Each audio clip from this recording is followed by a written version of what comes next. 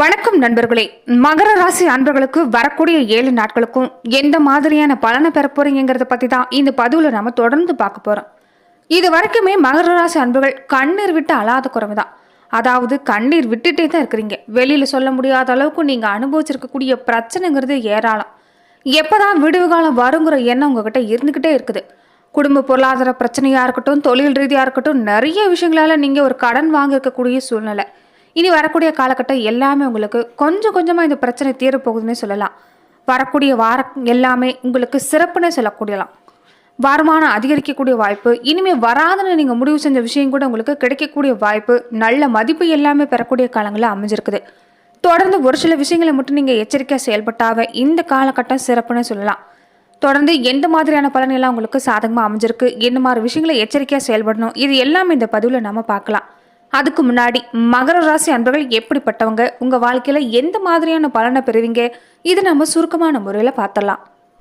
மகர ராசிக்கு அதிபதி யாருன்னு கேட்டீங்கன்னா சனி பகவான் தான். மகர ராசியில் இருக்கக்கூடிய நட்சத்திரங்கள் உத்திராடம் நட்சத்திரத்தோட 2, 3, 4 பாதம், திருவோணம் நட்சத்திரத்தோட எல்லா பாதமும், அவிட்டம் நட்சத்திரத்தோட 1, 2 பாதமும் மகர ராசியில அடங்கியிருக்குது.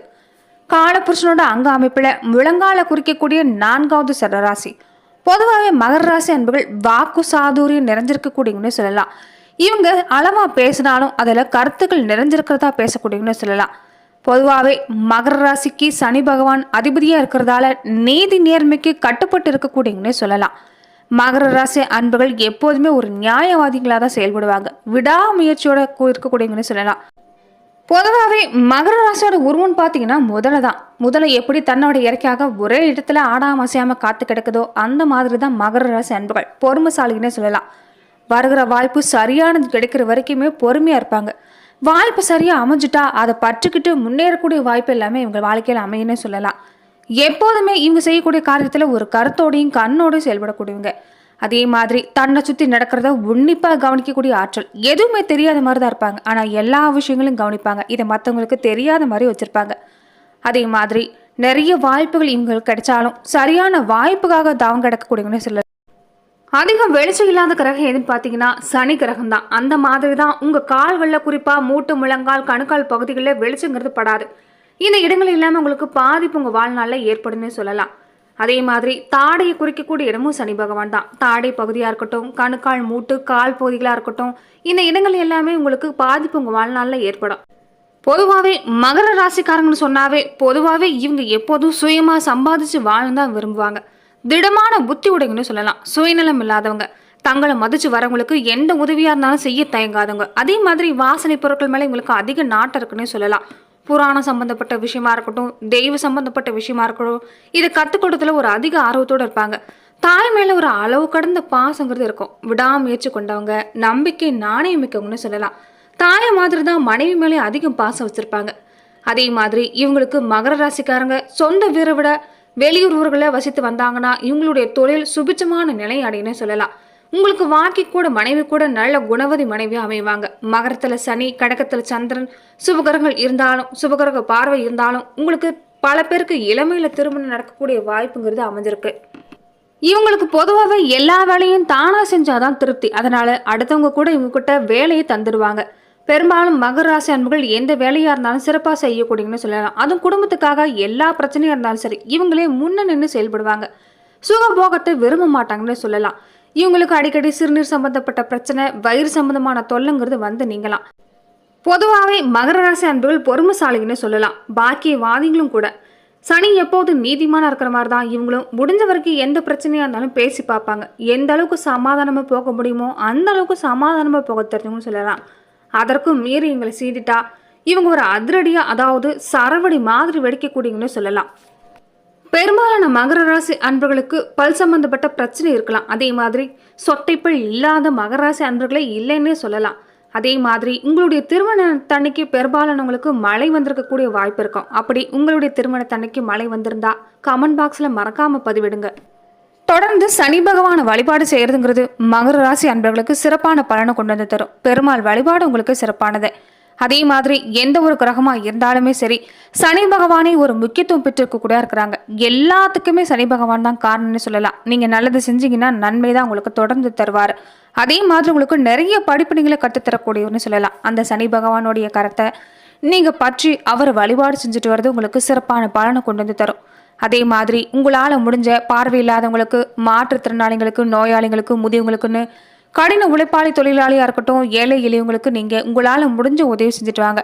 சனிக்கிழமை நாட்கள்ல நீங்க சனீஸ்வர பகவானுக்கு எள்ளெண்ணெய் தீபம் ஏற்றி வழிபாடு செய்யறதும், திருநள்ளாருக்கு போய் நீங்க அன்னதானம் செஞ்சுட்டு வரதும் உங்க வாழ்வுல சிறப்பான பலனை கொண்டு வந்து தரும். சனிக்கிழமை நாட்கள்ல ஆஞ்சநேயருக்கு வடமாலை சாற்றி வணங்கிட்டு வாங்க. இது எல்லாமே உங்களுடைய வாழ்வுல சிறப்பான பலனை கொண்டு வந்து தரும்னு சொல்லலாம்.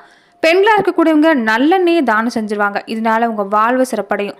தொடர்ந்து வரக்கூடிய 7 நாட்களும் மகர ராசி அன்புகள் எந்த மாதிரியான பலனை பெற போறீங்கிறத நாம இந்த பதிவுல தொடர்ந்து பார்க்கலாம். இனி உங்களுக்கு நல்ல செய்தி வீடு தேடி வரக்கூடிய வாரங்களா அமைஞ்சிருக்குது. ராசியில குரு சூரியனோட பார்வை பதிஞ்சிருக்கிறது உங்களுக்கு யோகம்னு சொல்லலாம். மனசுல இயல்பாவே ஆன்மீக நாட்டங்கிறது அதிகரிக்கும். 7 சனி காலங்களில் பாதச்சனியை சந்திச்சுட்டு இருக்கவங்களுக்கு இனி தடைப்பட்ட எல்லா விஷயமும் நல்ல விஷயமா தான் கிடைக்கும். தாமதமாக கிடைச்சாலுமே அது உங்களுக்கு சிறப்பாக கிடைக்கக்கூடிய வாய்ப்பு இருக்கிறதால மனம் தளராமல் செயல்பட்டு வாங்க. அரசு சம்பந்தப்பட்ட நல்ல திட்டங்கள் எல்லாமே உங்களுக்கு இந்த காலத்தில் ஆதாயத்தை உண்டு பண்ணுங்கிறதால அதற்குண்டான முயற்சி செய்யறது நல்லது. ஒரு சிலருக்கு அரசோட இலவச வீடு, வீட்டு மனை இதெல்லாம் கிடைக்கக்கூடிய வாய்ப்பு அமைஞ்சிருக்குது. வீடு கட்டக்கூடிய பணி எல்லாமே இந்த காலத்தில் உங்களுக்கு சிறப்படின்னு சொல்லலாம். சில நேரங்களில் பண வரவு தடைப்பட்ட விஷயம் எல்லாமே வராதுன்னு நினச்சிருப்பீங்க. அது எல்லாமே வரக்கூடிய வாய்ப்புங்கிறது இந்த காலத்தில் அமைஞ்சிருக்குது. சுப செலவு எல்லாமே இந்த காலத்தில் தொடர்ந்து வரக்கூடிய காலமாக அமைஞ்சிருக்கிறதால கொஞ்சம் சேமிக்கக்கூடிய பழக்கத்தை வச்சிருக்க பாருங்க. கையிருப்புங்கிறது இந்த காலத்தில் அவசியம்னே சொல்லலாம். அதே மாதிரி மன நிம்மதிக்காக பெரும்பாலானவங்க வீடு மாறக்கூடிய வாய்ப்பு அமைஞ்சிருக்குது. தடைப்பட்ட காரியங்கள் எல்லாமே நீ சுபகாரியமாக மாறப்போகுதுன்னு சொல்லலாம். என்னைக்கோ ஒரு நாளைக்கு ஒரு பொருளை களவு கொடுத்துருப்பீங்க. அது எல்லாமே இந்த காலத்தில் கிடைக்கக்கூடிய வாய்ப்பு அமைஞ்சிருக்குது. புதிய வேலை வாய்ப்பும் கிடைக்கும். அதே மாதிரி ஒரு சிலருக்கு வீடு மாற்றம் அமையக்கூடிய வாய்ப்பு இருக்குது. சொந்தமாக வீடு அமையலையேன்னு இது வரைக்கும் வருத்தப்படக்கூடியவங்க ஏதாவது ஒரு குத்தகை வீட்டில் இருந்து பாருங்க. வரக்கூடிய காலகட்டங்கள் உங்களுக்கு நல்ல வீடு அமையக்கூடிய வாய்ப்பு அமைஞ்சிருக்குது. அதே மாதிரி பிள்ளைகளோட பெயரில் ஒரு சேமிப்பு திட்டத்தை தொடங்கக்கூடிய வாய்ப்பை பெற போறீங்க. தங்கத்தில் முதலீடு செய்யக்கூடிய வாய்ப்பு எல்லாமே இந்த காலத்தில் உங்களுக்கு சிறப்பாக இருக்குதுன்னு சொல்லலாம். பெண்களாக இருக்கக்கூடியவங்க உங்களுக்கு தேவையான பொருட்களை வாங்கி மகிழ்ச்சி அடைவீங்க.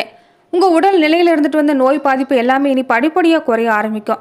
வழக்கு மாதிரியான விஷயம் கூட உங்களுக்கு சாதகமான தீர்ப்பு இந்த காலத்தில் உங்களால் எதிர்பார்க்க முடியும்னு சொல்லலாம். மாணவர்களாக இருக்கக்கூடியவங்க தொடர்ந்து கல்வியில் ஒரு நல்ல முன்னேற்றம் உண்டாகி இருக்குது. இதே ஆர்வத்தோட தொடர்ந்து படிச்சுட்டு வர பாருங்க. கல்வியில் ஒரு நல்ல முன்னேற்றங்கிறது கிடைக்கும். அதே மாதிரி குடும்பத்தில் ஒரு வெளியிடங்களுக்கு சென்று வரக்கூடிய வாய்ப்பு எல்லாமே மகர ராசி அன்பர்களுக்கு இந்த காலத்தில் அமைஞ்சிருக்குது. அதே மாதிரி இந்த காலகட்டங்களில் முக்கியமாக இந்த ஆடி மாத காலகட்டங்களில் நீங்கள் செய்யக்கூடிய விஷயம் என்னென்னா, பராமரிப்பில்லாத அம்மன் கோவில் ஏதாவது இருந்தால் அந்த கோவிலுக்கு விளக்கு ஏற்றிட்டு வாங்க, நல்லெண்ணெய் வாங்கி தந்துட்டு வாங்க. இதனால் சிறப்பான பலன் கிடைக்கும்.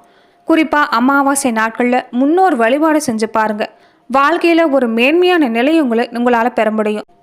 இனி வேலை இல்லாதவங்களுக்கு கூட நல்ல வேலை கிடைக்கக்கூடிய வாய்ப்பும் சுப நிகழ்ச்சிகள் நடக்கக்கூடிய வாய்ப்பு அமைஞ்சிருக்குது. ஒரு சிலருக்கு வெளிநாட்டு வேலை, புதுசாக தொழில் வாய்ப்பு எல்லாமே இந்த காலத்தில் கிடைக்கலாம். முயற்சி செஞ்சு பாருங்க, எல்லாமே சாதகமாக முடியும்.